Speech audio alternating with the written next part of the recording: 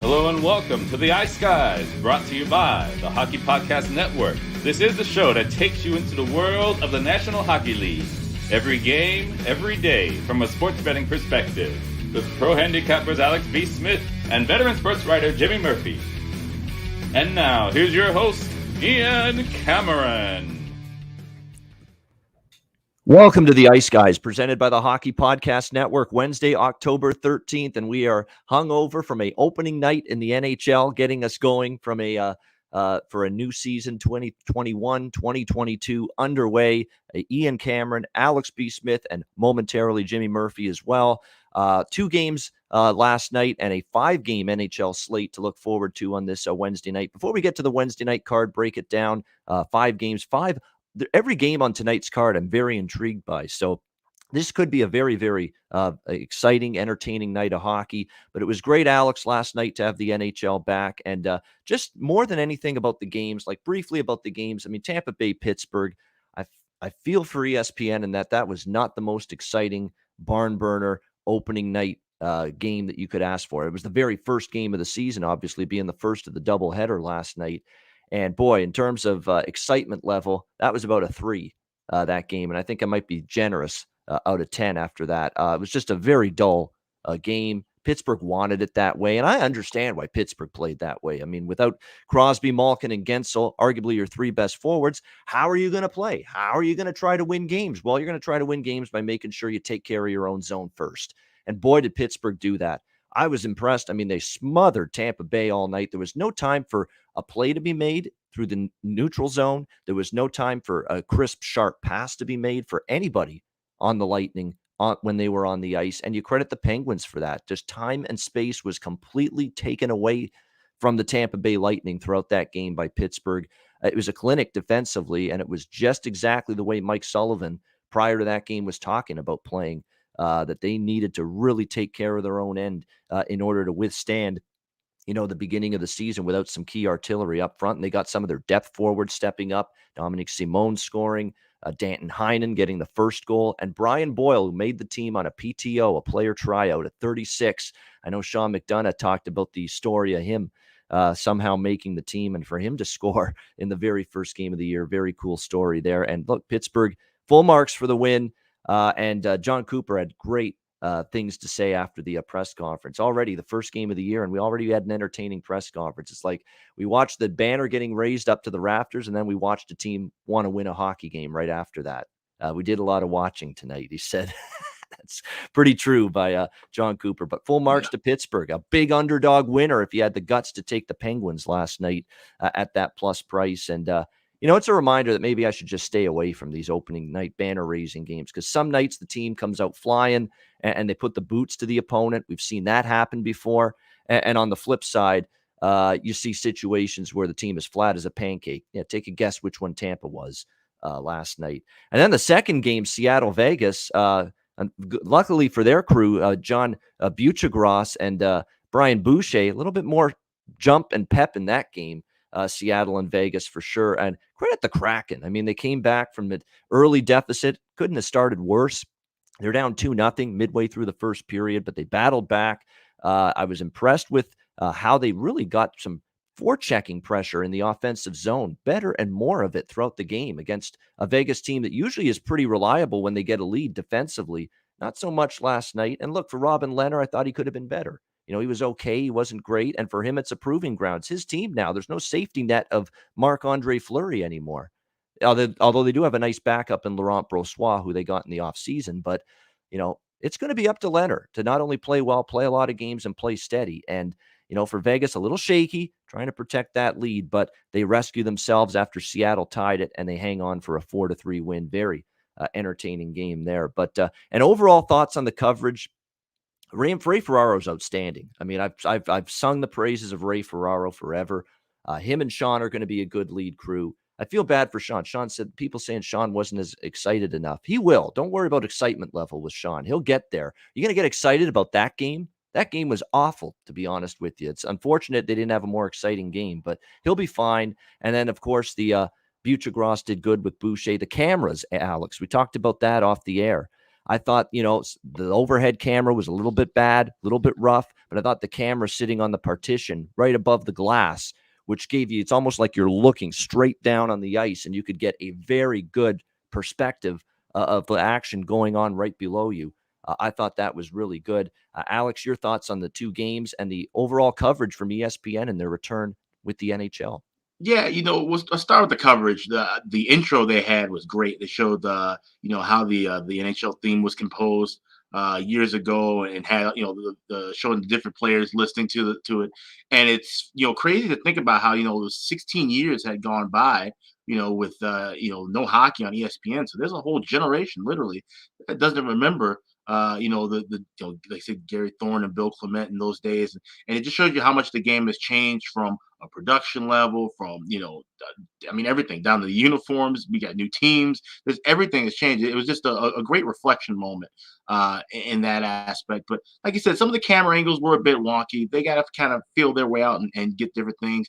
I like the fact that the announcers, everyone loved Doc Emmerich, obviously. And one of the things that I always had a knock on him with him was he would try to make something exciting that just simply wasn't. And Sean McDonough didn't do that with a dull game in Pittsburgh, Tampa Bay. And that, okay, if it's not I an agree with exciting that. game, What do you want him to do? Scream his right. damn head off when there's nothing Yeah. going on? Come on. Right. And if you're a person who doesn't watch hockey and you tuned into that game, it's going to be hard to explain, that's not a game that normally happens. Those two teams, one, don't play in that style of fashion often. You're not going to see Tampa Bay usually lay an egg like that. Although I think that is going to happen more than once this year with this Tampa team because of, we talked about in the Eastern Conference preview, the style that they've played, the amount of games they've played in these condensed schedules, 2 Stanley Cup runs, many years with extended playoff runs. They're going to, when they lose some games, they're going to get blown out and look terrible in a few of them. So that's something to keep an eye on. But it's just an awkward game. I mean, you had, Tampa pull their goalie with 5.5 minutes left in the third. They get a goal to get on the board, make it 3-1.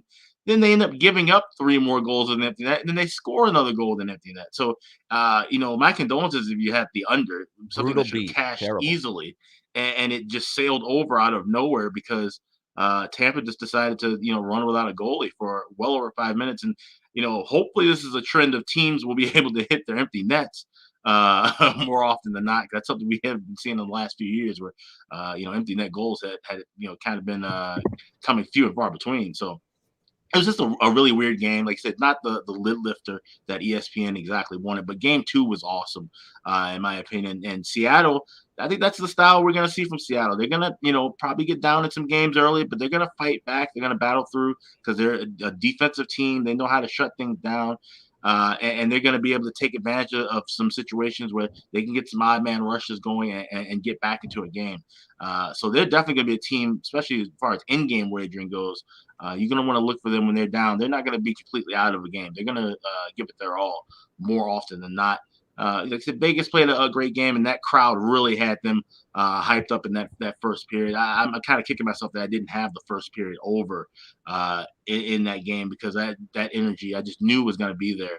But I actually thought, like I said, it was going to be more one-sided toward Vegas, and we were lucky to cash that team total 3.5 with a goal that shouldn't have counted, to be honest. I mean, even though the rules of distinct kicking motion, clearly state usually the inside of the foot, but it was the outside of the foot, and you definitely saw that moving forward. I wouldn't have allowed that as a goal. I think most people wouldn't have allowed that as a goal, but it stands, and Vegas has 2 points now. We got to clear that up. I think if you're going to allow that goal, that fourth Vegas goal, you've got to be at a point now where the only goals you're disallowing in that scenario are where you've got the wind up. You've got you wind the skate back and then you kick it, like a soccer kick. That's always going to be no goal. But if we're allowing the fourth Vegas goal last night, which is the redirect, and you can turn and just basically turn it like that, then you're in a situation where that should stand all the time, and you're going to have to redefine what exactly is good in terms of the quote unquote kicking motion. You got to make sure, because to me, you're getting at the point where if that's a good goal, then you're at a situation where you're only going to disallow the goal where you've got the skate coming backward and then following through forward to kick the puck. And I always thought that you could turn the skate if you're stopping, but if you're in a skating stride, that would be a kick. So. Yeah. It was interesting. That was one of those 50-50. Like, I wasn't sure one way or the other which way that was going to go. But nevertheless, there's Vegas getting the victory last night in that game. And I'm glad you mentioned the empty net madness at the end of the Pittsburgh game. That's absolutely brutal if you had full game under 6 in that game. And I had a piece of that, which will tell you why I don't bet unders very often. And like I said, I got to blacklist the unders already after one night in the NHLC. Of course, both games go over. Well, Seattle Vegas deserved to go over. Pittsburgh Tampa didn't. I mean, that was absolutely brutal. But look, when you're down 3, you've got nothing going for you. John Cooper felt, hey, pull the goalie, get one. Of course, can't rely on Tristan Jarry to make a damn save, of course, with the net empty as well. I mean, he doesn't face any shots all night. He finally faces them, and he's seeing pucks go right through him again. What else is new? Seems familiar. Sounds like some memories of a certain playoff series where that guy stunk it up, and I was on this damn show ripping him apart for it. That's what it sounds like to me.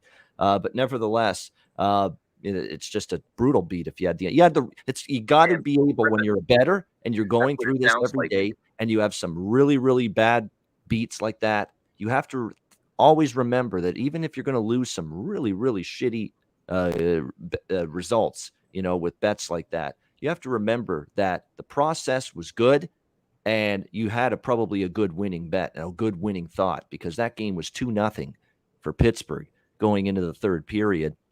They made it 3, and that's when I started to get a little concerned when they made it 3-0, just because I know coaches are pulling the goalie now when they're down 3 in the third period. Sometimes they wait till the playoffs to do that stuff.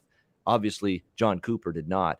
He decided to do it last night, and that's when the floodgates opened and overbettors were essentially rescued by that decision by John Cooper. We welcome in Jimmy Murphy as well. Jimmy, your thoughts on the 2 games last night, the ESPN opening night coverage. What did you think? What I thought was I was having trouble keeping my eyes open during that first game and getting past it. And sadly, I did not, but I recorded it and watched it this morning with my coffee. But you know what? I mean, for the first game, guys, look, credit to Mike Sullivan. Because I don't think anyone saw that coming. And, the injuries he's dealing with and the guys that he has out of his lineup. And, yeah, I know Crosby and Malkin are getting old and, they're starting to their value's depreciating a bit, we'll say. But they're still Sidney Crosby and Malkin and probably better than most of the league. So to have those guys out, to have the turnover you've had, to have some of the young guys in your lineup you're not used to have a goalie whose confidence was completely rattled last year, to come out and have that type of what I thought just was, like you said, this is the type of game we're going to see from them. They had a plan, and they stuck to it no matter what. Even when the game started to change in the slightest little bit, they stayed within their structure. And I give that credit to Mike Sullivan and his staff right now. And look, we go back to last year, guys. I thought Mike Sullivan should have got a lot more love for Coach of the Year. I thought he did a good job with a really battered team. And the fact that they got into that, top slot in the East, I thought was a huge accomplishment for them.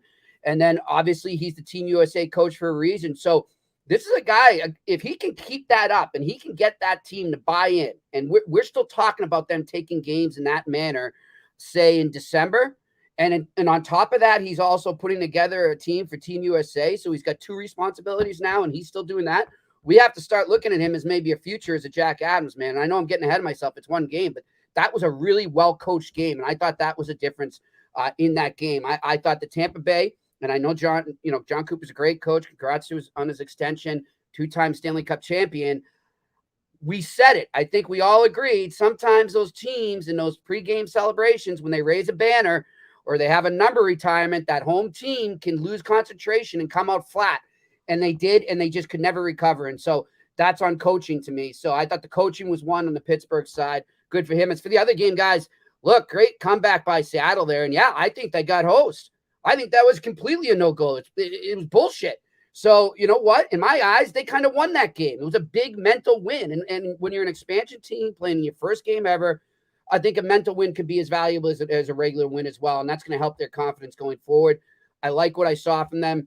And, hey, my boy Ryan Donato there, man, he's had about 9 lives in the last few years, but looks like he's taking advantage of that last one. I'm happy to see him get puck in the net. And you know what? He could not score another goal in his life, and he will always be remembered as the first goal scorer, the first player to score a goal for the Seattle Kraken. And you can't guys take that away from him. You know, his dad played in the NHL, right? Right. Yeah, Okay. of course. Yeah, Teddy Yep. Donato was a Teddy Bruin. Donato. Yep. Played, Ted Donato. Yep. Yep. Of course. And yeah, definitely Goes to great to Harvard. see. Great to see, though. I mean, a guy that's, been around the block with a bunch of different teams. It's been difficult on him.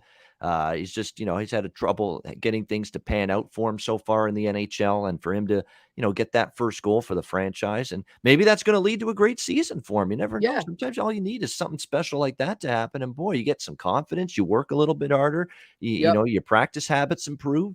And there you go. You're off and running. It's interesting, right? And it's great you point that out, because when he came up, he was a Bruins. I forget what round they got. I want to say the second, maybe. And all the scouts told me that they just felt like he's scoring at the college level and he's doing great there, but they also felt like maybe he just wasn't built for the NHL. He didn't have that physicality or that two-way game that you need to survive. And that's kind of been his downfall so far. And it's kind of parallel to his best friend from the Boston area, Jimmy Vesey, who's now getting another shot with the Devils. So, good luck to those guys. And like you say, not a lot of pressure on him there. He can just go, and he's always going to be in history now. So he can go and have a good time with a new team, and we'll see how he does.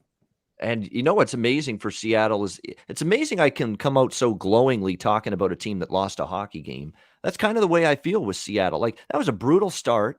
They bounced back. They tied the game 3-3. Very, very questionable goal that shouldn't have counted, that gives Vegas the lead. And they kept coming after that. And I thought after they got that very first goal, when they were down and it was looking bad for them, and they made it 3-1, they really started to take it to Vegas. You threw in a live one, didn't you? Huh? Didn't you throw a live one on Seattle late, or no? I did. Yeah, it fell short. Plus 550. Just for, But still, that was a great bet at the time. A little excitement at the end. Yeah, it was. I mean, they were really starting to carry the play. They had Vegas running around, late second period and into the third period. So give Seattle credit. They lived up to my expectations in one area, that you got to come work and be ready to play 60-minute hockey against them to beat them. I think you're starting to see that. And I don't want to go, we got a show obviously tomorrow, but I don't want to give it away completely, but I will now. Spoiler alert. Seattle gets win number 1 Thursday night in Nashville. Yeah, right. I agree. That's what I think. Seattle gets win number 1 Thursday night in Nashville against the Predators. They play anything close to the way they did last night. And by the way, what'd you think of Robin Lehner? He was great in some aspects, and then he was very mediocre and average. He's giving up juicy rebounds, man. Rebound control was a problem. Yeah. I thought post-to-post lateral movement was sluggish at best. And look, like I said to Alex, Jimmy, he doesn't have the safety net of Marc-Andre Fleury and flower power now waiting behind him. Laurent Brossoit a nice backup, but Leonard's going to have to play a lot of games this year and play well. I'll say this quickly. I know we got to get on. I'm 100% behind what he did, and the fact that he took it upon himself to do what the Players Union never, ever does. It's a whole nother show we could have, but never, ever sticks up for the players. So he said, screw this. I got to start helping out my fellow union members. And I'm 100% behind that. I didn't like the lean video thing, but was 100% behind that. That being said, guys, I wonder if that became a major distraction in some really critical preparation periods there as the preseason wound down and it's starting to get real. I wonder if that's playing a role right now. So it's something to watch how he bounces back in his next start. Yeah, it's like, are you trying to focus on being a great goaltender? Or are you trying to focus on waving the flag for the NHLPA? Which one is it? There's some truth to that, I think. That you can do both. I just would have done it a lot earlier in the offseason, not in the last 2 weeks, Yeah. No, I think it's a fair point, and it's a good observation, actually. Maybe that got into Robin Lehner's preparedness, if you will, for the beginning of the season. All he's focusing on with these issues with the players and the league off the ice. We're going to focus now on the card on the ice for Wednesday night. We've got a good one. 5 games. We'll start with the Montreal Canadiens and the Toronto Maple Leafs, original 6 rivalry playoff rematch from last year. We got the Toronto Maple Leafs about a -175 home favorite. 6 now is the total pretty much across the board. It was 5.5, but it's been bet up to 6. You wonder if 2 games going over the total last night played a part in the movement toward the over. In fact, most of the games, the totals have gone toward the over. The money has gone toward the over. A lot of interesting things to talk about here going into this Habs-Leafs game. Obviously, Toronto will be without Austin Matthews for this game and for at least the first 3 games of the year. For the Montreal Canadiens, Carey Price, of course, is out for at least a month as he tends to his mental health struggles off the ice. And not only that, but they're dealing with, obviously, Shea Weber being gone indefinitely, may not even play another NHL game with the issues physically that he's battling. Joel Edmondson, who is one of the key four, if you will, on that Canadiens blue line last year, especially during the playoff run, is also out for the beginning of the year. So you've got some key players on both sides that are going to be absent tonight. Mitch Marner, there was some worry he might not play, but he took the morning skate today for the Leafs, and game time decision. But the fact that he took the morning skate probably is better news than not that he'll be in the lineup tonight for the Leafs. As far as Toronto is concerned, look, they were strapped against the cap, so they're going to have to hope that some of these cheap, on the cheap additions they made in the offseason help out and pan out for them. And really, all of these guys, it's amazing that they got in the offseason, pretty much had a very, very solid preseason and played well for them. David Kampf and Andre Kasha, who are going to start on the third line for the Leafs. Michael Amadio, who was so good in preseason that he knocked out Adam Brooks for a fourth line spot, which is why Adam Brooks was put on waivers and picked up, believe it or not, by Montreal of all teams. Michael Bunting, they bring him in from Arizona, who's had a very good preseason. And Nick Ritchie, who is slow of foot to Jimmy Murphy, a little bit worried about that foot speed of his. He had a nice preseason, and he's going to get that first shot right away with Matthews and Marner, although tonight it'll be Tavares and Marner. Tavares moves up to that top line center spot with Austin Matthews out. The blue line, not a whole lot of change from last year other than, Zach Bogosian gone, but Morgan Riley, TJ Brody, Jake Muzzin, Justin Hall, Rasmus Sandin, who I think could be one of those guys that steps into the lineup and really helps them. He's got lots of ability offensively, great puck mover, great vision, solid shot from the point. Just be a little bit more physical, be a little bit tougher to battle with in front of the net. That's where he needs to improve. And, of course, Jack Campbell and Peter Mrazek. I like their goaltending duo this year. As far as Montreal is concerned, we know Kotkaniemi, they lost him in the offer sheet that Carolina threw at him. So you're going to miss that a little bit. Christian Dvorak is the guy that they're going to ask to shoulder the load after losing Kotkaniemi to Foley, Suzuki, and Caulfield. Man, could that be an amazing top line for the Montreal Canadiens. But there's questions after that. Jonathan Drouin had a solid preseason, but look, he's got to show up this year for this team, you guys, because now the excuses are out the window now. Nobody wants to say, all right, Jonathan Drouin will give you a break if you have a rough year. No, you've said you've dealt with all the issues that you've had to deal with, prior to this year. You got a clean slate. You've really gotten back on track in terms of your mental well-being. Now you got to play, and you got to play well. And now you've lost that. That's your last reason for maybe saying to people, hey, I'm not playing at my best because I'm dealing with all this stuff. Well, now we're going to see what Jonathan Drouin can truly put that, and they're going to need him to. They need him to contribute this year. He'll be playing with Dvorak and Anderson on the second line, Armia, Evans, Gallagher, the third line, Lehkonen, Cedric Paquette, and Matthew Perreault, likely the fourth line for this team. And you look at the blue line, guys, we talked last year, right? It was Shea Weber. It was Jeff Petrie. It was Ben Sherrod. It was Joel Edmondson. Those were their big four. Well, now you've only got two of those guys left. You've got Petrie, Sherrod. You're going to see a lot more of Brett Kulak. Not sure that's a good thing. I'm not enamored with his defensive play at times. Jeff Petrie is going to, still give you what you can offensively and still be solid defensively, but more of that power play guy, offensive-minded, rush the puck, move the puck, good skater. And then I do like Romanov's now going to be a regular on this blue line. It's about time. Chris Weidman did not have a good preseason, and he's going to be the sixth defenseman. So definitely problems there. I think this is a higher scoring game, and I understand why this total's gone up. I mean, Toronto, I know, has really improved defensively. I've talked about Montreal in our season preview shows when we talked Eastern Conference that I thought with Drouin looking good in the preseason, with Anderson, Dvorak, Caulfield, Suzuki, Toffoli, that's a good top six that can score goals. And I think offensively they'll be solid. I think defensively they take a step back. And, of course, you have no Carey Price. Jake Allen's very capable, don't get me wrong. But, with a weaker defense in front of him, are they going to be able to keep the puck out of their own net as well as they did last year, especially in the playoffs? That's a question. So I like this game over the total. Even at 6, I will still recommend it as an official play over. As far as player props go, John Tavares taking the top line center spot. Without Matthews, more onus on him to be an offensive difference maker. I'd look at him over shots on goal tonight, John Tavares, because I think he's going to be an willing shooter now. More now that he's going to be in a top line role, you could look at him as a goal scorer, prop proposition as well. Maybe Tavares to score a goal. Caulfield, Suzuki, anyone on that top line. Toffoli, take your pick. Josh Anderson as well. He seems to play well against Toronto. Shots on goal, points, goal scorer props, anything of that magnitude. Any of those type of props I would look at with those Montreal Canadiens players I mentioned as well. Alex, what's your thoughts here? Habs and Leafs. Yeah, this is a game I'm going to stay away from the side. Obviously, we always talk about this at the beginning of the year with some teams. When you have that playoff revenge angle, and this is definitely one of those where, you look at how far Montreal went last year. They went in the exact same spot that Toronto wanted to be in, all the way to the Cup final.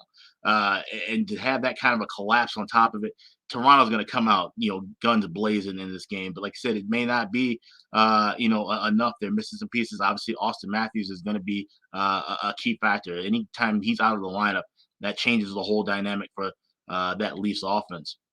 Like I said, the goaltending matchup's a bit shaky. Jake Allen, he's 6-5 lifetime against the Maple Leafs. He's obviously going to be, a decent stopgap for the next month or so until hopefully Carey Price can come back and regain the starter job. I do think this will be a higher scoring game early. I like the first period over here at minus $1.20, but I think I would probably end up, if that cashes, looking at a live total under. If we can get like an 8.5, I could see this probably falling right within 6 or 6.5. So we might be able to cash some value getting the first period over and then coming right back with a live runner. That's the approach I have as of right now for it. Yeah, definitely. I think I remember a couple of those playoff games last year with these two teams going that way as well, where you had some goals early and then it slowed down a little bit after that. So going to be interesting to see if that carries over here into the regular season opener between these two teams. Jimmy, what do you like here with Montreal-Toronto? Well, guys, look, like you guys said, we've discussed it ad nauseum, just the people of the Montreal Canadiens are missing. And you said, obviously, too, Toronto's got their best player out in Austin Matthews. But, yeah, I think it's going to be a work in progress with Montreal with this patchwork team they got going, kind of like Pittsburgh. You might come out and see them play a similar style, a similar game plan there where they really try and tighten things up with no Carey Price back there. And then you mentioned the guys are missing on defense.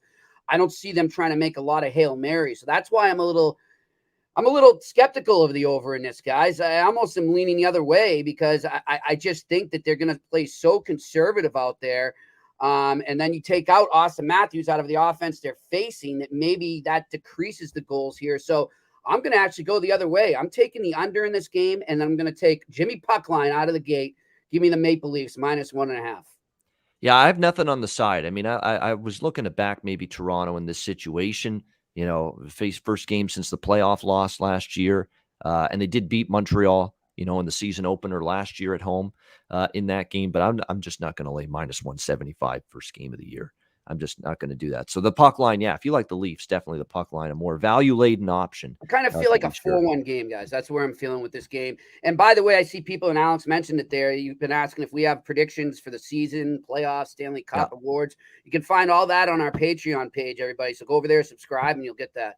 That's right. Patreon.com/Ice Guys, nominal fee per month to subscribe to that. You'll get the daily NHL Ice Guys card that we mention, our plays daily. You'll get that posted on the page as well. Alex's goalie charts, totals charts, you name it.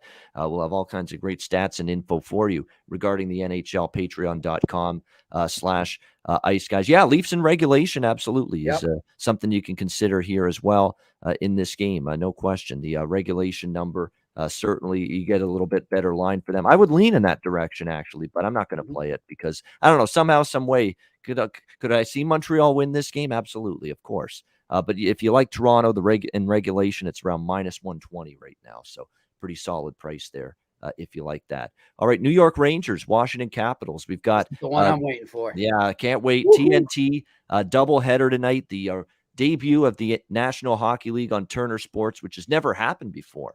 With ESPN, it was return for the NHL to ESPN. This first time ever for the NHL on Turner, and it starts with the Rangers and the Capitals. Even money both sides, 6.5 the total. Let's get the fun stuff out of the way first. Tom Wilson's playing, and now so is Ryan Reeves. Remember, Ryan Reeves got injured down the stretch of preseason for the Rangers, but cleared to play in the opener. And you could book it that we're going to see Ryan Reeves versus Tom Wilson tonight. It'll happen. I've never felt more confident in a fight, not only a fight happening in a game with two teams, but those two players in particular being involved in the fight than I am here with Reeves versus Wilson. It will happen after the Buchnevich incident last year. Now, I know the guy's no longer on the Rangers, but hey, the rest of the team is still, most of the players are back, and it's going to happen, I think, in this game tonight. As far as the game on the ice goes, with Washington, there was a real scary moment there where it looked like Alex Ovechkin got seriously injured that final preseason game, but it looks like he's a game-time decision tonight. He did take the morning skate. It's kind of like with Mitch Marner of the Leafs. Game-time decision is what's being announced and reported, but I think he is going to play when push comes to shove, especially with it being a national TV game. Backstrom, though, Nicholas Backstrom will not play for the Washington Capitals tonight in this game, so they will miss him. It's going to be Ovechkin, Kuznetsov, and Tom Wilson on the top line.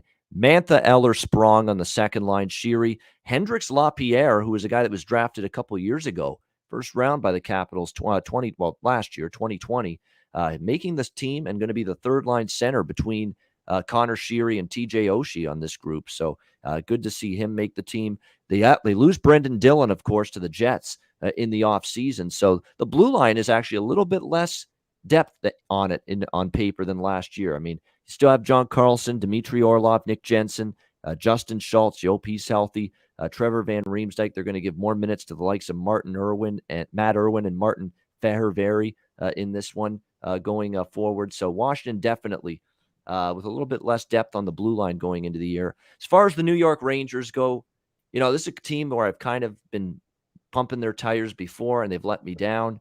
I hope that's not the case again, but I don't think it will be.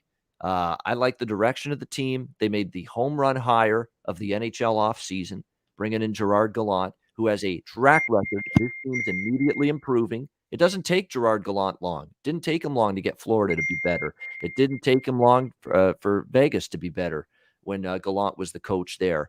And I think you're going to see immediate results. And I already like what he's doing with the lineup. Like the blue line has so many good young defensemen that are only going to get better. Ryan Lindgren, Adam Fox, Dark Horse Norris candidate, in my opinion, this year. Keandre Miller, Jacob Trouba, I think, is going to have a better year under Gerard Gallant's tutelage. Jared Tenorti gives them some sandpaper, which they like, of course. Patrick Nemeth, after they got pushed around a bit last year. And then up front, they lose Buchnevich, lose a lot of that offense that he gives, but with Lafreniere ready to take a step this year with Mika Zibanejad and Chris Kreider, it's still an ultra-skilled and talented top line. And I love what he's doing with Capo Caco. This is a guy that is going to have a bust-out year for the New York Rangers. Capo Caco, we've been waiting on him. And David Quinn, look, I don't want to say he was terrible, but the one thing he did that was bad, it was really bad, was you're burying Caco on a bottom six forward group at times last year. What are you doing that for, man? What could you possibly be thinking? How could you instill confidence in a guy that you drafted very near the top in the first round a couple years ago and have him play on the third line constantly? Especially when you have a guy like Breadman, Artemi Panarin on the second line. Did you see what Panarin did to Ryan Strome last year? He turned him into like this point producer at an incredible clip. His goals, his point totals just skyrocketed. Ryan Strome with Artemi Panarin on his line as his winger. And now this year, Gerard Gallant is doing something that obviously David Quinn wouldn't do or couldn't figure out to do. And that's, let's put Capo Caco with Artemi Panarin on the second line. And maybe that's going to lead to better things for him offensively. And I expect that to be the case.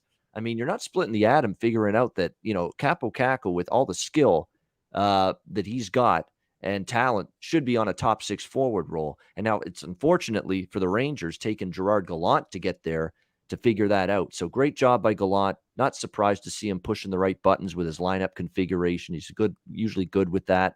And he's going to have Caco with Artemi Panarin and Ryan Strome on the second line, which to me is going to be a very good and underrated second line. Look out for that group. And as far as props in this game tonight, I'm looking at Caco shots, Caco to score a goal. This is a guy that I'm targeting early and often this year for a much improved offensive season for the New York Rangers. As far as the side and total goes, I love the New York Rangers here. I like them at a plus price. A lot of money's come in on them. It's even money now. You've lost some value, but I still like the Rangers to get the win. I expect them to treat this like a playoff game. Not that Washington won't, but the Rangers missed the playoffs last year. Urgency sets in. I think Washington, you look at some of their advanced numbers, expected goals, not great last year. If they're that bad with the expected goal rates this year as they were last year, they're not going to perform as well, in my opinion, as a team. And Vitek Vanacek in net, up and down. That's all you could say about his play last year. So I like the Rangers, and I think they treat this like a playoff game. We got a point to prove. These guys challenged us. They challenged our manhood, if I could use that as a term last year, that with that incident that happened. And we were looked at as a soft team because of these guys. I think the Rangers take the ice tonight, guys, and they say, we're pushing back, and we're pushing back hard. And I think they get the job done tonight. Give me the Rangers. Lean over because of the series history, 3-0-1 to the over the last 4 meetings. But there's other games I think could be higher scoring than this. I do think the Rangers will be improved defensively. Alex, Rangers Capitals. Yeah, this is going to be a fun game to watch. And, this is definitely something. I've mentioned it on this show for the last couple of years. The books are really missing a golden opportunity to have at least one, if not 2 different props available. I've always said there should be a prop of, will there be a fight in a game? We only see 1 or 2 nowadays. You could have this, especially with this matchup, it would be lined. Yes, would probably be, minus 800 or 850. But also, I think the interesting prop for this would have been, how long will it take for Wilson and Reeves to get into a fight? You can have an over under 5 minutes within the period. I think we're going to see this happen sooner than later. They want to get this out of the way. Everybody's been anticipating it and looking forward to it, and that's going to really kind of set the tone for this game. But as far as the rest of the contest goes, I like the Rangers as well. I talked about it in the conference preview. I have the Rangers as a team trending up, and I have the Capitals as a team going down. He said I was not impressed with the way that the last couple seasons have ended for Washington. It's a team that's getting older. Ovechkin, he's more than likely going to play, but now we're starting to see him take some bumps and lumps, and he's been relatively healthy his whole career. You wonder if he's now at an age where things start to wear down a little bit, the nagging aches and pains start to build up. Nicholas Backstrom, like you mentioned, he's out as well. I just think that's just a little bit, too much of firepower missing in this kind of a rivalry. We're going to see a lot of whistles, a lot of power play chances for both teams. I would lean with the over as well, especially if Ovechkin plays. Obviously, you give him, even if he's at 80%, if he's going to be on a power play, he has any good chances to score a goal. So I like the Rangers here. I got them at plus 115. I still like them at a pick 'em range. I think they should be able to get the win here. Like I said, they're going to really play with some urgency in this contest. All right, there we go. Liking the Rangers, Alex, in this one. Jimmy, it's a great potential game for TNT to launch their coverage tonight, because I think it's going to be spirited. There's going to be some edge to it, especially after the history last year. And it's 2 teams that are right on that edge of the cliff, if you will, make or miss the playoffs. You can make a case either of these teams could do both. So it'll be a big game tonight. What do you think, Jimmy? Here's what I think, brother. Can you hear that? Can you hear this? We're going to see some TNT on TNT, boys. That's what we're going to see. Nice touch there. TNT. Dynamite. We are going to see some TNT. I can't wait for this game. I think that it's going to be good for hockey right off the bat. We're going to see a rivalry blossom here. It's already taken it to the next level last season. It's going to go even higher this year. So I think this is going to be a great game for ratings. TNT, I think, really out of the 2 networks, lucked out getting this one compared to what we saw last night. I love the Rangers in this. I'm with Alex as well. There's the team trending upwards. I actually have them winning the President's Trophy this season. If you want to take a little future on that, I really love the Rangers this year, and I like them tonight. I'm going to actually do another Jimmy puck line, but in the form of the reverse puck line on this one. So give me the Rangers minus 1.5 to get some great value there. And I'm with you, man. Kakko's going to have a breakthrough season. I took him in my fantasy. I got him in like the second to last round. I was shocked. I think he's up for a great season right now. So I'm going to put a little prop on him to score today as well. Yeah, exactly. I mean, I'm shocked Quinn never figured out, let's put him with Panarin, a great playmaker, a guy that makes the line mates around him better, your teammates around you better. Never figured that out consistently to do that for Capo Caco. Well, Gerard Gallant has, and that's not surprising to me. So he's now going to be surrounded by players that are going to put him in a better position to have offensive success. And now you watch Caco have a good year. I expect that fully for him to be a very, very good offensive weapon this year for the New York Rangers, who, by the way, if you want to join Jimmy on that Rangers puck line -1.5, that's plus 250 on that if you like the Rangers. By the way, the TNT, it'll be Kenny, Eddie Olczyk, and Keith Jones calling this game on TNT tonight. So look forward to that. And the studio tonight, by the way, it's a loaded studio. And it's a big studio. Like, they've shown pictures and images. We saw it in the preseason. So they've got enough room to fit 5 guys, but there's going to be 5 people in the studio tonight. The host, Liam McHugh, Wayne Gretzky, Rick Tocchet, Anson Carter, and Paul Bissonnette, a little Biz Nasty as well on the TNT studio tonight. I think that's got the potential to be a nice little crew there.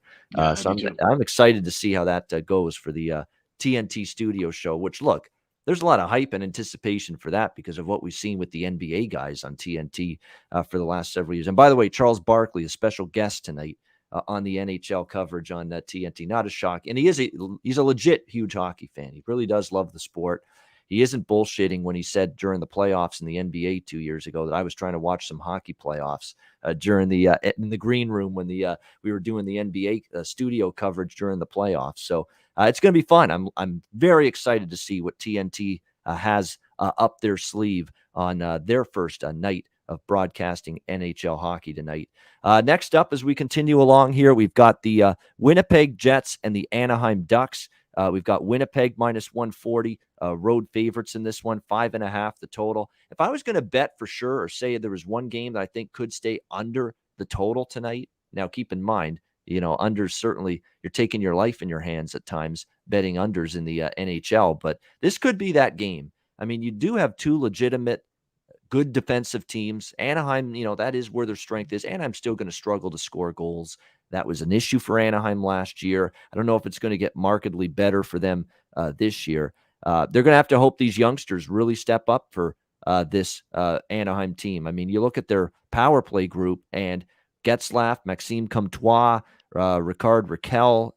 They do like Jamie Drysdale quite a bit. Trevor Zegras, of course, is going to have his first full year in the NHL this season. So those are the guys that are going to have to get it done offensively, because after that, Jakob Silfverberg's best days are behind him. His offense went in the tank last year.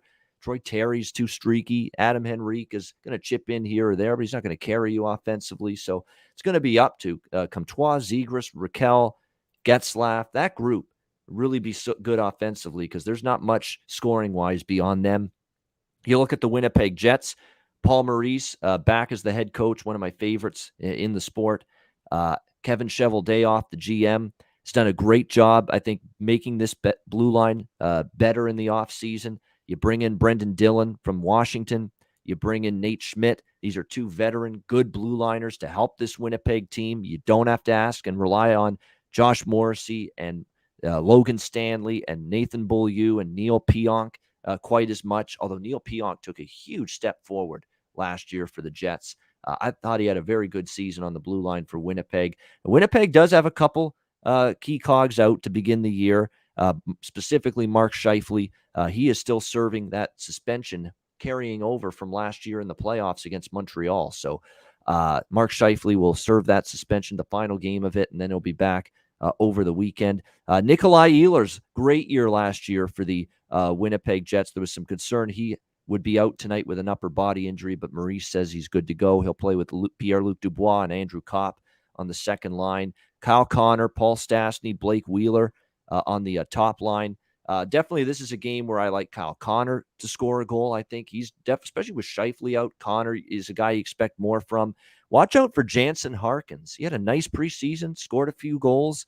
He's going to get more opportunity on a third line with Adam Lowry and Cole Perfetti, a guy that was a high draft pick of the Jets a couple years ago. I know that's going to be a quote-unquote checking line, that third line for the Jets, but Perfetti's got offensive upside. So does Jansen Harkins. So, watch out for those 2 guys to be maybe impactful players offensively for this team. So keep an eye on both of them. I like Winnipeg here a little bit. I mean, minus 140, especially with this line having dropped a little bit.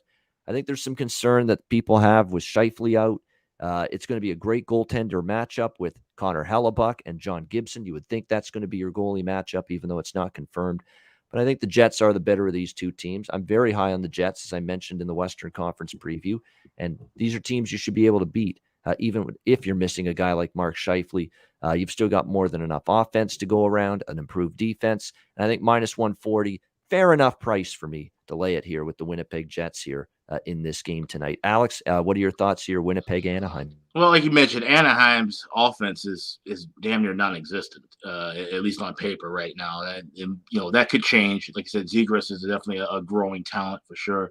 And like I said, there's some guys that can chip in at times, but there's nothing of a consistent threat that we see on this top six. And then you look at, like I said, Scheifele being out for Winnipeg. That's a bit of a blow for the opener. Winnipeg, more known to be a defensive-minded team and try to grind games out rather than blowing teams out. And if you look at the history, there's a couple of outliers in this history where we've seen Winnipeg with a huge blowout win and Anaheim with a huge blowout win. But other than that, these are relatively close one-score meetings against one another, with Winnipeg winning 8 of the last 10. I like the draw here at plus 305 or plus 310. I think this is going to be a traditional goaltending battle. You got two of the best going with John Gibson and Connor Hellebuck. I think they're going to, be locked in and focused. And the thing with John Gibson is that, he's fresh and ready now.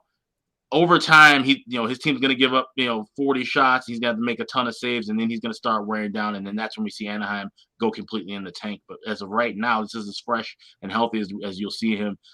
He should be able to make some big saves tonight. So I can see this being a 2-2 or a 3-3 game after 60. So I'm going to go with that three-way draw. All right, you can get plus 320 on that in some spots. So really good price if you like the draw between the Jets and the Ducks. Jimmy, Winnipeg, Anaheim. Yeah, look, guys, it's not going to be fun again, right? I mean, they don't seem to be headed in the right direction. I don't even know what they're calling it out there right now. They seem to not want to accept the rebuild, and they keep prolonging it. It's like, just accept where you are and move on and get your organization back on track. I mean, look at what Detroit did since CBY got back there. So, it's going to be a rough season for them. They're definitely a bet against team this year. I'm looking at this game, though. I agree with Alex. It could be a tight defensive game. Could be a boring game, to be honest. And you never know. Sometimes they hang around. It's the first game. Mistakes happen. No Scheifele, like you said. But I am going to go with the Jets, except I'm going to take them in regulation to win this game. I could see a low-scoring game, and they pull away in regulation.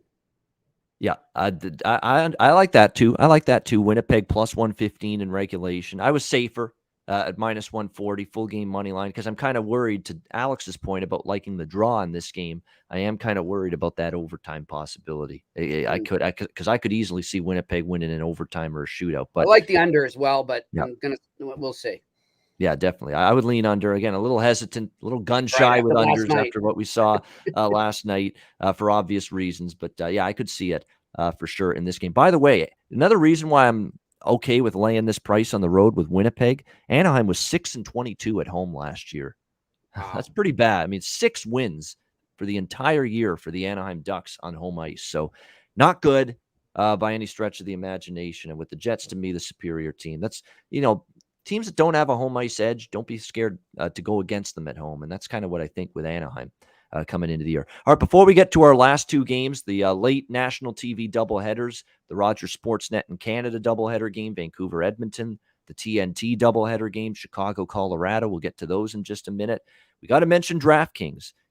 We're another week into the NFL season. It's another shot to win big at DraftKings, official sports betting partner of the NFL. New customers can bet just $1 on any NFL game and win $100 in free bets if either team scores a point. The last scoreless tie in the NFL was in 1943. And I got to say, by the way, it might be a while before we see that again. Maybe never, with the way offenses and quarterbacks play in the National Football League. But yes, the last scoreless tie in the NFL was 1943. So basically, It's a no-brainer. If the sportsbook isn't available in your state yet, DraftKings won't leave you empty-handed. Everyone can play for huge cash prizes all season long with DraftKings daily fantasy sports contests. DraftKings is giving all new customers a free shot at millions of dollars in total prizes with your very first deposit. So download the DraftKings Sportsbook app now. Use the promo code THPN. Throw down just $1. That's it. $1 on any NFL game, and you can win $100 in free bets if either team scores a point, which, let's be honest, it's not asking a lot. That's the promo code THPN at DraftKings Sportsbook, official sports betting partner of the NFL. Must be 21 years or older, New Jersey, Indiana, or Pennsylvania only. New customers only. Minimum $5 deposit and $1 wager required, one per customer. Restrictions apply. See DraftKings.com/sportsbook for details. And if you got a gambling problem, call 1-800-GAMBLER. So DraftKings Sportsbook, sign up and use the promo code THPN. All right, let's go to Vancouver and Edmonton. What a game this should be tonight between these two teams. Looking forward to it. The Oilers -180, home favorites, 6.5 the total in this game. And I say that because I think Vancouver playing possum with everybody coming into this year. Like, we know that was a year where everything that could go wrong did go wrong for the Vancouver Canucks. Making the playoffs 2 years ago, they didn't reach that last year. It was a disappointing year. They struggled early. They never got the train on the tracks. COVID-19 strikes the team late in the year. Just a lot of things didn't go right for the Vancouver Canucks. So a potential rebound year. We'll see. But, I like some of what they've done. I like that they've got the deal done with Elias Pettersson, Tanner Pearson, Bo Horvat, Connor Garland, your top line this year for the Canucks. JT Miller, who didn't have a good year last year. Let's see if he can bounce back for the Canucks this year with Pettersson and Alex Chason. I think having Pettersson back will make JT Miller probably a better player this year, get him to bounce back and get back on track. Jason Dickinson was a nice addition as well. Niels Höglander, a guy with a lot of upside. And watch out for a guy that's going to start, believe it or not, for Travis Green on the fourth line. They are raving about that kid, Vasily Podkolzin here for Vancouver. They think a high amount of talent, skill, vision on the ice, and we'll see how he is. Remember, he's a number 10 overall pick of the Canucks back in 2019. He's played in the KHL, so he's played with professionals, played in a pro league. It's not going to be awestruck, him playing now in the NHL because of that experience in the KHL in Russia. So I think that's good for him. On the blue line, they've tweaked things. Luke Schenn brought in Tucker Poolman from the Winnipeg Jets. And of course, they deal with Arizona for, as Don Cherry calls him, Oliver Lawsome Tossum. Of course, talking about Oliver Ekman-Larsson. I smile and laugh every time I say that. It's just so bloody funny. But yes, Oliver Ekman-Larsson now with the Vancouver Canucks. I'll be honest, by his standards, he didn't have a great year last year. So we'll see if I think a change of scenery is going to make him better, because I think he wanted out of Arizona. I think he made no secret of that. Change of scenery to help him. With Edmonton, Zach Hyman, great addition, obviously, for the Edmonton Oilers, and he's going to be an impact. He's going to do all the grunt work to get the puck free for all the skilled players he's going to play with this year, for McDavid, for Draisaitl, Nuge, Yamamoto, Puljujarvi, whoever the case may be. They bring in, of course, Warren Fogle from Carolina, nice addition. You look at the blue line, Darnell Nurse got paid. He's going to have to continue to maintain that high level of play we saw from him last year. Can he? That's the question now. He's had one amazing year. Now you've been paid, and he's a Hamilton guy, so I'm rooting for him. But now you got to show you can keep it up. Tyson Barrie was a good fit for this team. Duncan Keith, tail end of his career, not what he once was, but good leadership for this team. Chris Russell, Evan Bouchard. I don't mind their blue line, but they will miss Adam Larson, who, of course, departed from last year. Really, Mike Smith. What are you going to get from him this year ends up being a big question. That was the best goaltending season he's had in years last year. Can he maintain that high level of play? Another year older, a lot of games maybe. Koskinen still the backup. You can't always rely on him. So that's going to be interesting to see. Look, I liked Edmonton this year. I think it's adventurous, though, making them -180 in this opener. And I really think Vancouver, just the wheels fell apart. Everything went wrong last year. I think they have the potential to be, at least in the Western Conference and certainly in the Pacific Division, one of the more improved teams this year. I'm taking a shot at this plus price with the Canucks tonight. at around this plus 160 tag. Lean over because I don't trust the defenses and the goaltending, although I like Demko. Demko could have a really good year, but I don't trust Edmonton's goaltending and Smith maybe to be as good this year. So I think we'll see goals. 6.5 with juice is not exactly a bargain, but I'll have a small bet on the over 6.5 as well. And I'm going to take a shot with Vancouver here, plus 160 to plus 170 in this game. Alex, what do you like here, Canucks and Oilers? Yeah, it's been an interesting game. And like you said, Vancouver is a team that just had everything go wrong for them last year. I think, their fortunes will turn around this year. Like I said, Dasher Demko is going to have a much better year. I like the signing of Halak as his backup, and that'll kind of help him, help groom him into a better number one starter overall. And you mentioned about Podkolzin. Every year we always see someone from the KHL emerge as a legitimate scoring threat in this league, going back to Artemi Panarin, Dominic Kubalik, Kirill Kaprizov last year. I think Podkolzin could possibly be one of those guys to maybe chip in. Now, he won't be a 30 or 40 goal guy, but I think he'll be able to adapt well and find his footing sooner than later with this Canucks lineup. Like you said, Edmonton's a team that I've had circled even before they made the trade to get Duncan Keith as a team that's going to be trending to the over. But once they added him as well, I just see this being a team that, they're going to be in a lot of shootouts. It's going to be a lot of high-scoring 6-5, 7-6 games. They're going to get some goals from their offense, but they're going to give them right back up. So I like this first period over, even at 2 and a plus price. You get a plus 115, plus 120. I think we're going to see some goals here early. I'm not gonna touch the side. I definitely could see a case for Vancouver at a plus price. And if you were to take Edmonton, the only way you could do it with any decent price would be in regulation. But I'm just gonna stay out of that altogether. I'm just gonna go with the first period over. All right, first period over for Alex. Jimmy, what do you think here? Canucks Oilers. I love the Canucks in this one. I think that they can definitely sneak up on this team right now. You made a great point, Ian. It's one of the things I've been looking at, and I'm going to continue to follow closely, is the value you get with the Canucks and see how, because I think they're going to be much better this year, much improved. And, sometimes we have those teams where it takes a little bit for the bookmakers to catch on that they are improved. So you can really steal some games early on there. So keep an eye on that with the Canucks. I'm taking them straight on the side here, and I'm also going to take the first period over there with Alex. All right, Vancouver Canucks money line, and also liking that first period over, as does Alex here in this game. Podkolzin plus 425 to score a goal. I'm looking at right now in the goal scorer props. I'm interested in that. Shots, I'm interested in that. That's a guy that we're looking at here, just to maybe take maybe the league, take the Pacific Division by not storm, but by surprise a little bit with maybe how unexpectedly ready he is. When you play in the KHL, man, and you've played professionally, already, you're going to be ahead of the curve when you lace it up for the first time in the NHL. Hope.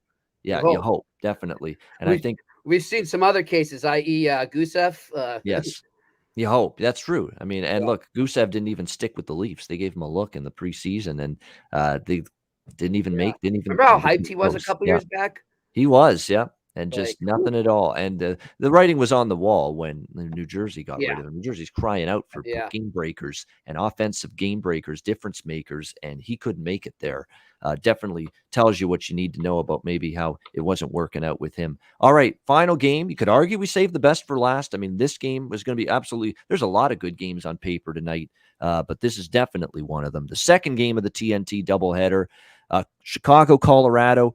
Colorado minus 200 to minus 220, home favorites, 6 the total, shaded to the over. Keep in mind, some books that posted opening night NHL lines very early, way earlier than everybody else, at one time had Colorado minus 315 in this game as a favorite. And we've just seen a steady drop, a precipitous drop. We saw Colorado go below minus 300, down to minus 275, to minus 250, to minus 225, to minus 200, to even minus 190s that we're seeing now with Colorado. And well, Nathan McKinnon, everybody's going to react when they see he's not going to play.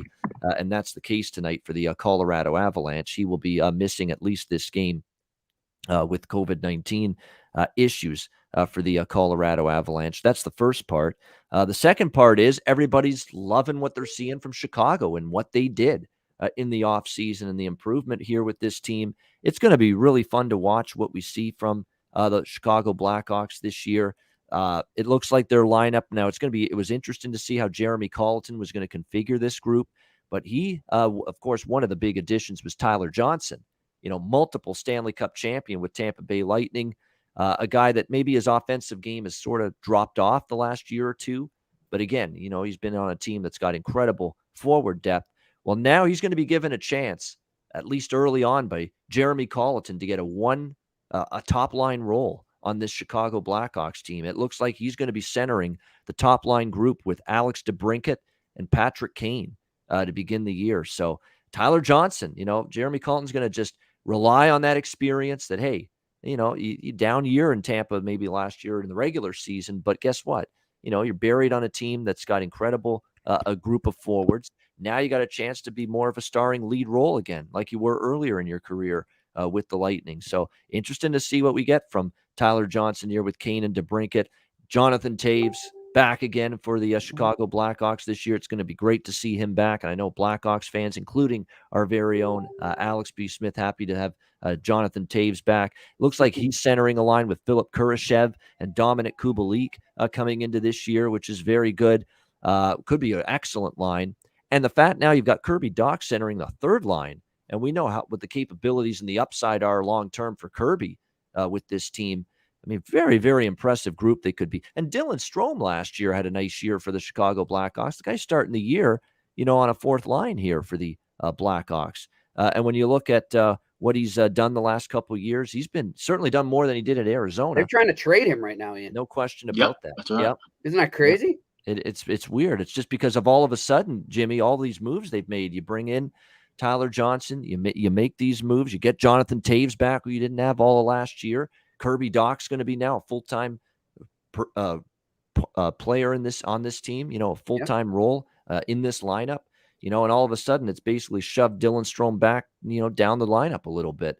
And if you can get something good for him, because I think he's an asset that you get something decent back at least in return for Dylan Strome if he's traded. So interesting if that's done. And watch out for Mackenzie Antwistle as well. It's a guy that actually played for the Hamilton Bulldogs junior hockey down the road from me here and played well. So he's a guy waiting in the wings if there's injuries for Chicago. The blue line, Jake McCabe, don't laugh because he came from Buffalo. I don't want to hear any crude remarks here, but Jake McCabe is a solid defenseman, and he was just buried on a horrendous franchise. He is actually pretty solid in his own zone. He's going to help them in that regard. Calvin DeHaan, you always talk about how good and better one of the better plus defenders he is for this Blackhawks team. Stillman, of course, Seth Jones brought in, and of course the Flower, Marc-Andre Fleury. I mean, that's a lot to like with this group. There's no question. The question is, are they ready for Colorado in this very first game? And Colorado's one team that can withstand McKinnon being out. You've still got Landeskog, Kadri, Rantanen, Nichushkin, Compher, Burakovsky. I think Nazem Kadri, who takes the top center role tonight with McKinnon out, look at the increased ice time he'll get, shots on goal props, maybe to score a goal, Kadri as well. I mean, you always look for those changes in the lineup that you can take advantage of if you're going to bet player props. Kadri's going to get a lot more responsibility, top line center for him tonight for Colorado between Landeskog and Rantanen, where McKinnon usually is. So you probably look at value on Kadri props tonight, shots on goal, maybe points, maybe to score a goal, things like that. Alex Newhook, watch out for him. Another young player with a lot of upside. What else is new for Colorado? I like Darren Helm. No one talks about Darren Helm. Darren Helm's an old foot soldier. He's been with Detroit his whole career. He's won Stanley Cups. He's going to be a great fourth line player for them, and he can still skate very fast. Great two-way player. Nice addition by Sakic, bringing Darren Helm in. The blue line, they're going to miss Devon Toews. Devon Toews, one of their better defenders, and he's not going to be ready to begin the year, but still, obviously, Bowen Byram's healthy to begin the year. Finally, Eric Johnson is, Ryan Murray, Jack Johnson, Cale Makar, Sam Girard, still a very good blue line, but they will miss the defensive ability in his own zone, that shutdown ability of Devon Toews. And now Darcy Kemper transitions into the number one goaltender role after Philip Grubauer departed and Colorado picked up Kemper from Arizona. So they're still going to be a very formidable foe for Chicago, but I can understand why people hopped on Chicago earlier on. There was some value there. It's probably a close game. I think Colorado could have some issues early in the year without Toews on the back end, give up more chances and goals.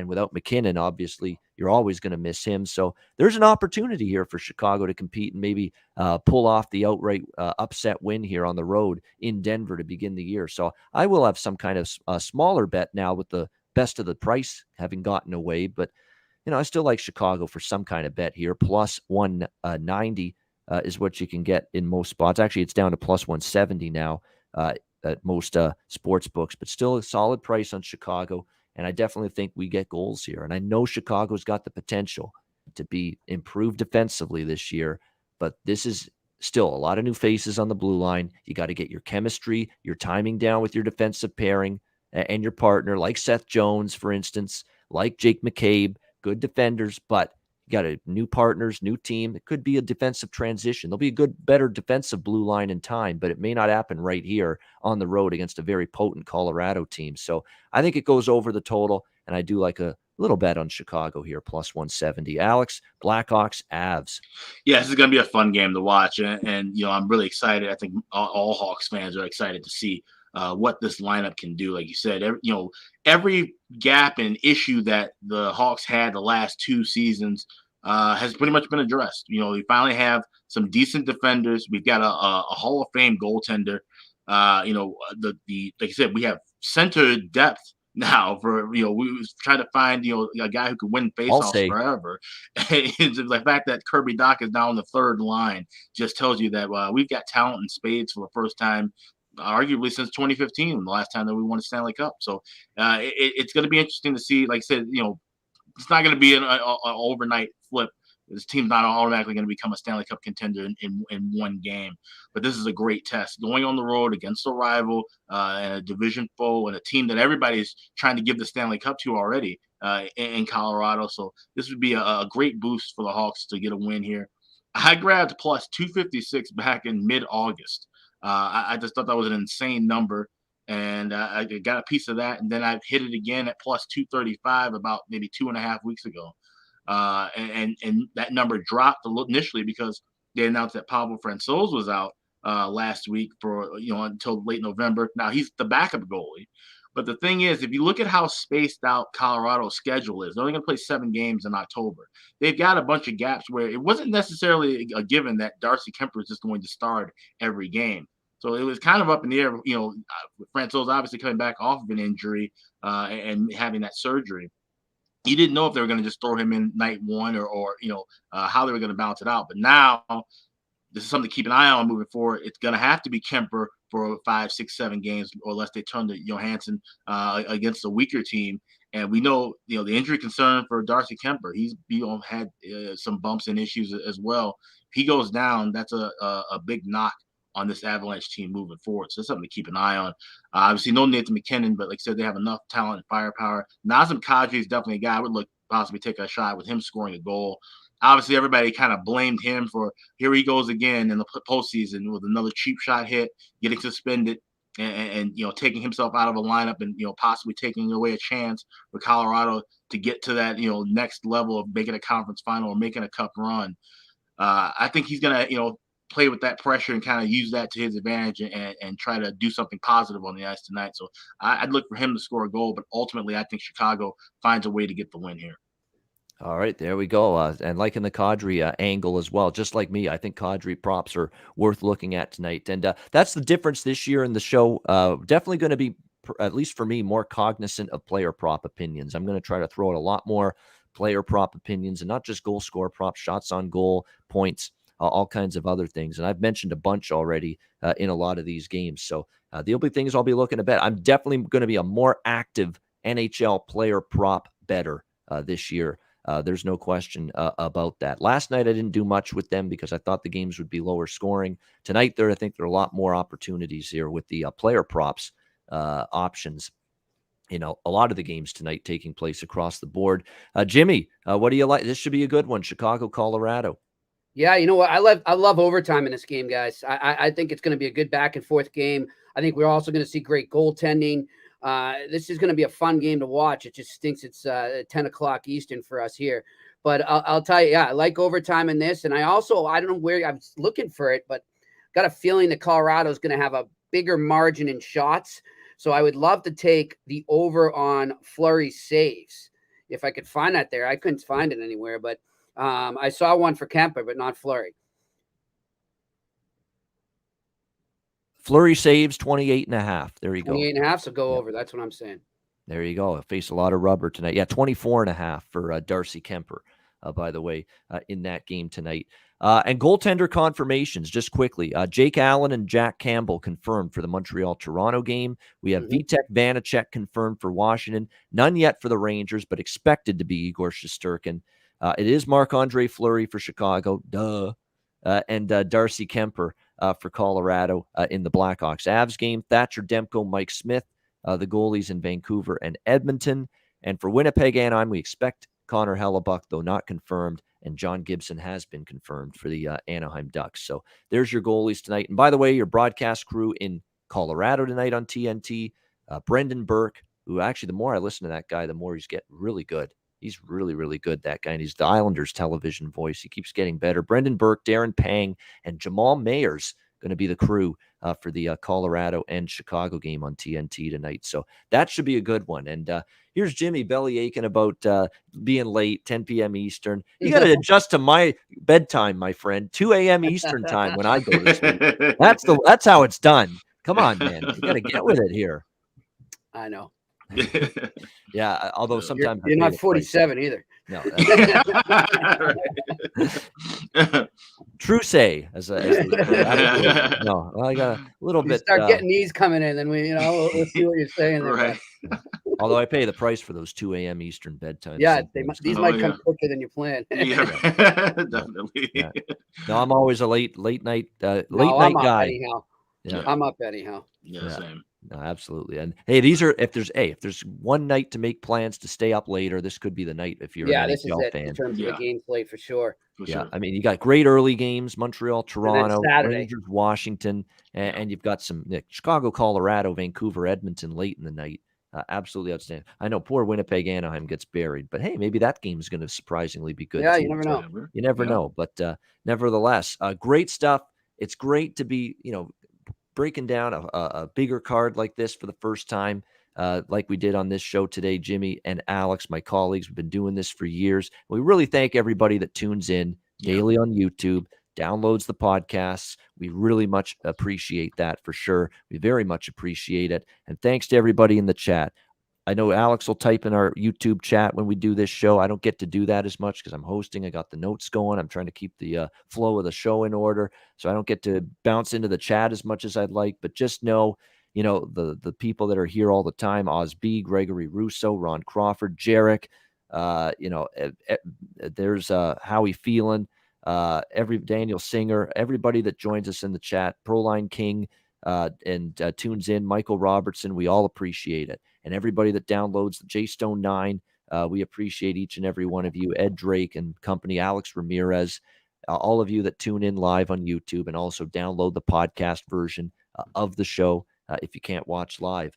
We appreciate that. And we are the only, and we're proud to say this, we are the only hockey betting show, and there's 1 million now. I'm stunned. I can't believe my eyes now on YouTube this morning. There's like 70 hockey shows now for betting now, just betting. It's like it's exploded. And last year there was us and a couple others. That was it last year. And now this year there's 70 of them. But who's the one? The one and only the original. One that's here 7 days we're a week. OG. 7 days a week. Every day we're here for you guys. 7 days a week. And we're the originals. Yeah, the OG gangsters, if you will, of NHL hockey betting shows. And we're here 7 days a week, Monday to Friday, 2 p.m. Eastern, Saturday and Sunday, noon Eastern. And we're thrilled that another NHL season is back. So that's a wrap. Thanks to everyone for tuning in. A reminder, if you can't watch the Ice Guys live on YouTube, you can download the Ice Guys podcast in audio form on all major podcast platforms, Google Podcasts, Apple Podcasts, Spotify, Stitcher, and iHeartRadio. Make sure you download the podcast if you can't watch the show live. Oh, yeah, best bets. Shoot, almost forgot. I was going to sign off before doing best bets. Best bet, yes. Alex, we'll start with you. What do you like, best bet? Let's go with the Hawks. Even though at plus 190, I mean, that number's been beaten down. You're not going to see a line move like that happen unless you put up a number 2 months in advance. So, but there's still great value with the Hawks at plus price here on the road against a division rival. They're going to come out guns blazing and get 2 points here. All right, Chicago going big dog hunting with the Chicago Blackhawks plus 170 against the Colorado Avalanche. Best bet for Alex B. Smith. Jimmy Murphy, you're up next. What do you like? Best bet?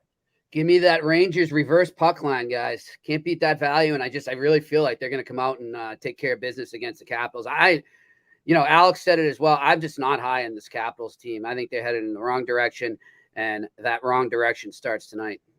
All right, Rangers minus 1.5 plus 250. Puck line for Jimmy Murphy in this one. And I'm the Rangers too for my best bet, but you'll Mr. Conservative, Mr. Cautious, Ian Cameron here, just the money line here, minus 110, New York Rangers against the Washington Capitals. Yeah, I was going to say, make a quick note, because if you shop around, it's at a pick 'em range. So you may not need to do the reverse puck line if they're favored. You might just want to do the regular puck line. But so Jimmy, you're inflecting the plus price at minus a goal and a half. So shop around. You might need the reverse if it's a plus price. You may not if it's already a chalk price. So there you go. New York Rangers. You can actually still get it at minus 106 as well in some spots. So make sure you shop around for that. New York Rangers, my best bet, and not best bet, but a bold prediction. Maybe not. I think it's a bold prediction because of it's a guy that's disappointed, but Capo Caco scores a goal tonight for the New York Rangers. There you go. And remember, I mentioned a bunch of props. So if you missed it earlier in the show, make sure you check back earlier in the show. We mentioned a bunch of player props that I like across the board tonight. All right, great show. Thanks to everybody for tuning in and or listening. And we will be back with you on Thursday, 2 p.m. Eastern, for another edition of the Ice Guys. For Jimmy Murphy and Alex B. Smith, I'm Ian Cameron. Have a great Wednesday night. Enjoy the games and good luck. And we will talk to you again on Thursday for another edition of the Ice Guys, presented by the Hockey Podcast Network.